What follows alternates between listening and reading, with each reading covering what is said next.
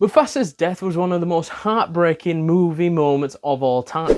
What many people don't realise though is not only did it affect Simba's life, it affected the Pride Lands itself.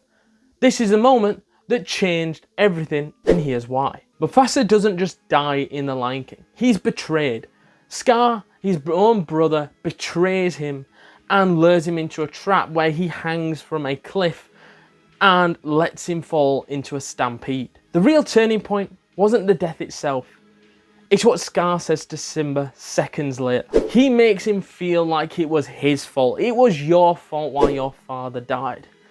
That guilt, that lie, changed everything. Instead of becoming king, Simba runs away. Scar takes the throne and takes Simba's identity.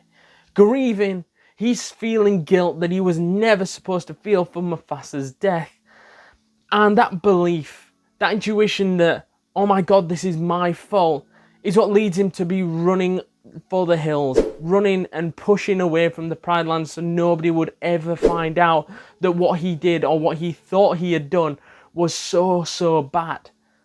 That grief, that pushing away led to Scar taking the Pride Lands, becoming king, doing what he always wanted and taking Mufasa's, everything that he had, and taking it for himself. But this is the moment where the Pride Lands would start to fall, and it was crying out for a hero. Mufasa didn't just want to be king. He was raising his son Simba to be king one day, showing him the nature of the Pride Lands, the power, the responsibilities, and the pressures of taking care of the Pride Lands. And even though Simba didn't get that message as a kid, he was irresponsible, he was immature, he wasn't ready. But those lessons stuck with Simba, and Scar had absolutely ruined the work that Mufasa had put into those Pride Lands, keeping them luxurious and keeping everything, the balance that it needed. That was gone.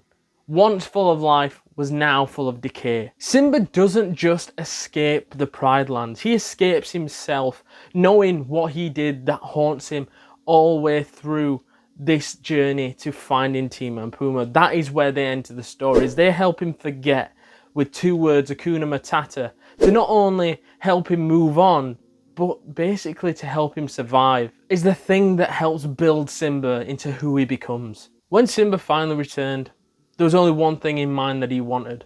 He wanted to bring the Pride Lands back, and he wasn't the same cub that he once was when he left. Those messages, those things that his father said to him about how important it is to be king, the balance, the nature, everything like that was coming to fruition, and that's why he returned. To take back something that he should have inherited, and to take back the Pride Lands in any means necessary. If you enjoyed breaking down the exact moments where franchises, series has changed for either the better, for the worse, then don't forget to subscribe, as this is Everything Changed, and you want to be alerted to our next episode. Mufasa's death wasn't just a tragedy. It was the moment the empire fell and the kingdom lost its prince. And it was the moment a future king had to lose everything to know how to become a king. Everything changed when Mufasa died, and nothing was ever truly the same ever again.